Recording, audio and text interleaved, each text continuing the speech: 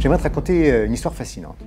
C'est l'histoire d'un homme qui semblait avoir un don incroyable. Il racontait qu'il avait trouvé une méthode pour deviner nos secrets les plus intimes enfouis au fond de nous. Alors qu'est-ce que tu ferais d'un tel don? Lui, il l'utilisait uniquement pour gagner beaucoup d'argent. Il avait amassé une fortune considérable en allant dans les cercles de jeu, où il pariait qu'il serait capable de trouver la valeur de n'importe quelle carte, posée face en bas sur la table devant lui. Emporté par l'ivresse du jeu et l'appât du gain, il a joué encore et encore, jusqu'à jouer une fois de trop. Un soir, il a misé toute sa fortune sur une seule carte. Et au moment de la retourner, il s'est aperçu qu'il avait trouvé la bonne famille, mais la valeur, il était juste un cran en dessous.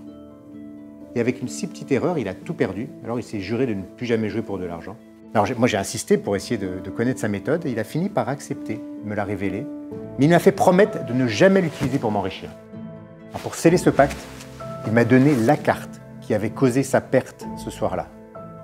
Et je l'ai toujours sur moi comme un souvenir de ma promesse et surtout comme un rappel qu'à trop jouer, on risque de tout perdre. Alors bien sûr, je ne peux pas t'expliquer cette méthode en détail, mais en souvenir de ce dernier soir où il a tout perdu, j'aimerais te proposer de te plonger quelques instants dans la peau de cet homme. Alors imagine que tu es dans ce cercle de jeu. Il y a une carte et une seule posée devant toi face en bas.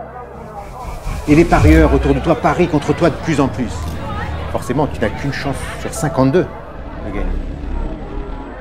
Mais tu te concentres. Tu vas utiliser un mélange d'intuition et de hasard. Tu vas juste visualiser au loin une carte complètement floue, tu ne peux rien distinguer. Alors petit à petit, tu imagines que tu te rapproches et ça y est, tu commences à savoir sa couleur précisément, sa famille et sa valeur. Ça y est, tu as une carte, une seule en tête que tu as construit pas à pas, c'est bien ça? Oui, c'est ça. Okay. Alors pour bien comprendre, tu vas me nommer une carte complètement différente. Tu changes tout, dis-moi. Dame de carreau. Dame de carreau? Ouais. Dame de carreau, c'est exactement le résultat de l'intuition d'abord en construisant une carte dans ta tête et du hasard en changeant pour une complètement différente.